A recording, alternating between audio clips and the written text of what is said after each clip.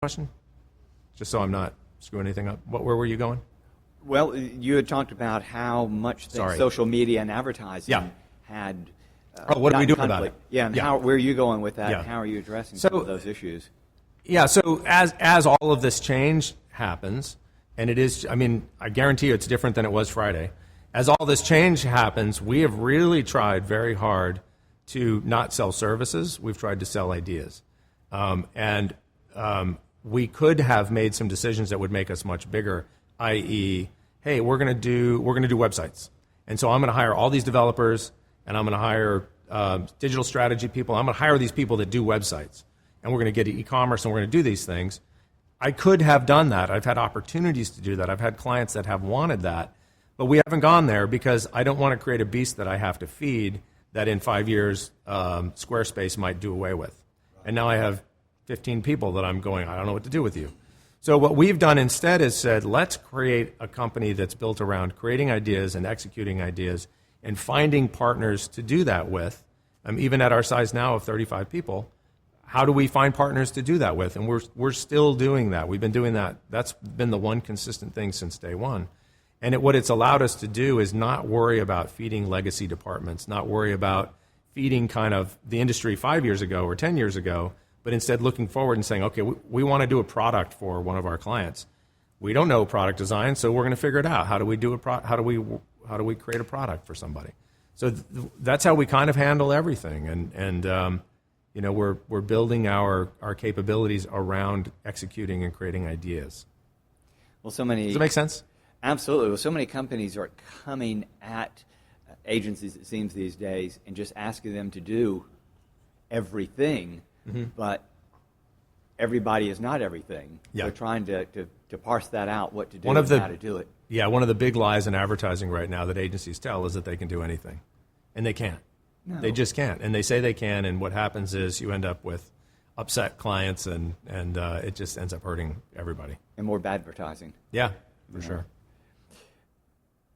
Well, a lot of great companies are born trying to answer a particular question or unmet need, or at least they are guided by an early sense of some purpose. And you talked a little bit about this earlier. I don't know how much you want to parse that out, but what was that need or challenge that you saw, or maybe a void in the marketplace that was not being answered? And you've already touched a little bit on this. Sure.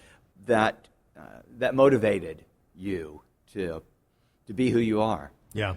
Well, I've been owned by holding companies before, and I think that's an awesome, wonderful path for people. There's certainly some money in it and that sort of thing, but I felt motivated to do what I wanted to do. And if I kind of look back at my career, there's been a benevolent selfishness that I would call it. There's certainly been selfishness that wasn't benevolent, believe me. But I think the sort of larger moments have been a good kind of selfishness of wanting to stay true to what I believe and do the things that I want to do that I believe are important. And I don't like to be told to do things that I don't believe or feel that way about. And so it's really that simple. And that's why I have my own company right now. And that's why we're doing what we're doing. That's why I own a brewery now, because I wanted to do it. And I think that's been the motivation is, well, this is an industry that allows you to do whatever the hell you want. So why don't you just do whatever the hell you want? It lets you do that. I don't think chartered accountants get to do that, but we do. We get to do whatever we want, and we get to try things. And if you look back at kind of advertising, a lot of people asked us 6 years ago, when we started, what makes you different? And I would say, I don't know what makes us different, but I do know we care. And the world certainly does not need another advertising agency, but the world can always use a good one, right? So maybe we can strive to be that. We'll strive to be another good one. And maybe that's enough. If we just can try to be another good one, that'll be enough for me. Now, what makes us different? We've tried to do it in the ways that I've talked about. That does make us a little different than some agencies, but a lot of agencies that do that as well. At the end of the day, we have our work and we have our output, and that's what we have. That's all we have. And that's what we will be measured against. And that's what I'll be measured against as a creative director, creative leader, as a copywriter, is what I have. The body of work that you leave, that's what you have. So, Well, what matters to me more than just how good someone is how much they care or why they care. And that's something you touched on. Yeah. I would rather get out than have to phone it in. I don't want to have to phone it in. There's probably something else more fun to do, and there's probably money to be made doing it. That's not that. So I just have no interest in that. I don't want to do that. I could be working at a very big agency right now if I wanted to be. And, if that ever sounded fun to me, I would probably go do it. But right now, it didn't sound fun 6 years ago, and it doesn't sound fun right now, and who knows, But I also love where I live. I love Raleigh. I love what's happening here. And in the Triangle, it's funny, I've lived in Austin. I've lived in Portland, Oregon. I lived in Providence, Rhode Island, all three of those cities as they were exploding. And that's happening in Raleigh right now. I have, for the first time, and I'm about 4 or 5 years ago, I went, something's happening here that wasn't happening before. It is. And I'm going to include Durham in that too. The Raleigh-Durham sort of symbiote. It's amazing what's happening here right now, and I can't wait for the rest of the world to see it and feel it and see what's happening here, because it's becoming, it's not so much a secret anymore. Yeah, the energy's up, and so is the traffic. Yeah, it is. I know. With all of those things come some inconvenience, but I'll take it, because 10 years ago I kind of wondered why I was still here, and now I'm really glad I stayed. Yeah, there's a lot better craft beer. There are oh my craft gosh, foods, it's food amazing. trucks. There are things that are happening here that already happened in Austin and Portland, and but they're happening here in ways that are pretty nice. Yeah.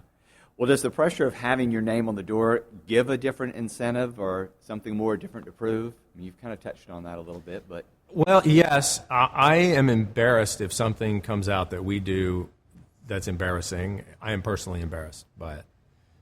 It bothers me. And, it's an industry where you control nothing. You do not control the final decision on anything. And so that does bother me, yeah. It does bother me.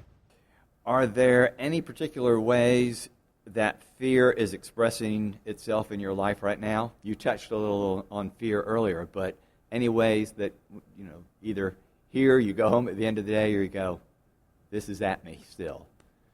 I would say, it's we touched on this a little bit a minute ago. It's getting harder to get paid in this business. The industry is getting killed, and advertising's through the roof, right? So we've done it to ourselves. The industry has done it to itself. We built this company largely on not pitching spec. The first 5 years, we pitched 4 times in the history of this company. And in doing so, won Agency of the Year from Ad Age, and a similar thing with the O'Toole's with the 4As, where basically Creative Agency of the Year of our size. We did it without pitching, and we doubled in size every year for the first 5 years, and we did all these things that we wanted to do. And yet, the industry is the pressures are getting harder to get paid, and the pressure to pitch and those things. And we've had to really look at how we do things and say, well, I think we're going to have to pitch now. I can't change the industry. I would love to have somehow affected that. There are probably 12 agencies in this industry that could change that overnight if they just said, no, we're not doing it. But they're not going to do it. It's a business model at that point. It's math. But that's probably the hardest thing right now is getting people to see the value in what we as an industry do, and not being our own worst enemies. Right. So that does weigh on me a little bit as I look forward in the next 10 years. The other thing I was going to say is there's been a sea change in the industry. At the one show this year, Best of Show, Funny or Die won Best of Show with Zach Galifianakis and Obama doing the Between the Ferns, and that won Best of Show. That was not an ad agency. Yeah. So I think that's tremendously exciting. I think that's a great thing for what's happening. It's an expansion of opportunity. But that said, we have to try to exist within that. So Right. Dig into the opportunities that you see, because you and I are about in the same age range, Yeah. and I know a lot of our peers who are really, really upset about where things are going, or they're Yeah. nervous for where they're going. I see the opportunities being greater than they ever have been. I Yeah. get choked up sometimes with excitement to just Yeah. see all of the tremendous ways that stories can be communicated. Right.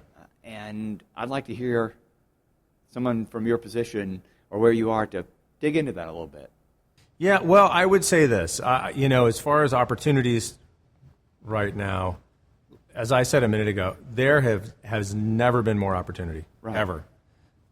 So if you work in an industry that lets you do whatever you want, and the opportunity is through the roof, you can do anything you want. You can really do anything you want. The issue, I think, is kind of prioritizing and making sure you're doing the right things, and making the right bets. And particularly as a company, running a company where we have to. I've gone from being a copywriter to really creating a company. I mean, and that's what I spend most of my time doing now, is sort of creating the company. And we have to try to be as smart as we can about some of the things that we do. And it's only evidenced by, we will pitch against production companies now, production companies that have become agencies.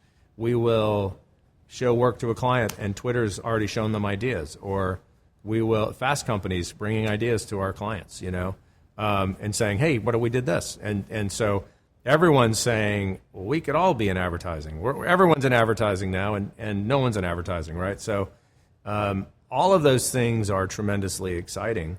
Again, I think the issue that I have with our industry is we have devalued what we do to the point where we're not able to do some of the fun things that we should be able to do because clients don't want to pay for it anymore, and it's because of the way the industry's behaved. So, and it's the old joke, math. We've turned into math men, versus madmen. So that has happened. You've got these holding companies making these giant deals, and it's coming down to money to do things, and it devalues the other side of what we do because we're not able to just charge for ideas and things like that. So, as a company for Baldwin-amp, that's an opportunity. It's an opportunity for us to kind of operate in a different way and try to bring a different kind of idea to our client.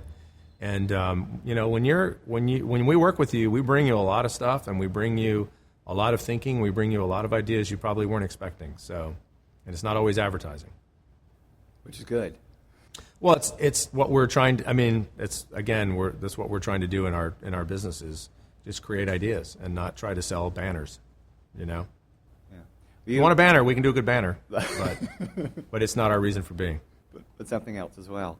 I want to go back to something you just said earlier in terms of that balance of roles, because again, you've been a copywriter and you have worked within that agency structure as an employee, even as a partner.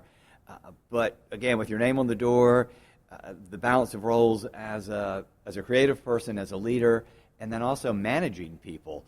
At least as you started the company, I assume that as you've grown, you've got a little bit more internal processes in place so you don't have to manage every little thing. Correct. But for leaders who are growing but haven't made the step that they've got somebody internally, out of your experience, what are some things that you can counsel or lend that would help people consider and make that transition in management, creativity, all those things together? Well, I'm going to answer that question a little bit differently, but I'm a big believer that your greatest weakness is your greatest strength, and vice versa. There's just no question about it. Absolutely. I have often been accused in my career of being too nice, right? I am nice. I'm a nice person. Worse things could be said about you. Well, so that's true, but that's not always what people want, right? No. So, that said, I think I'm also very trusting. I trust the people around me to do the right thing, and there's a really great Japanese adage. I've always heard it attributed to the Japanese, which is, "Don't fix blame, fix the problem." And so that's been an operating principle from day one for the people that work here, is when we screw something up, well, let's figure out what happened. And let's not kill each other in the process, right? And then if it turns out you're screwing up all the time, well,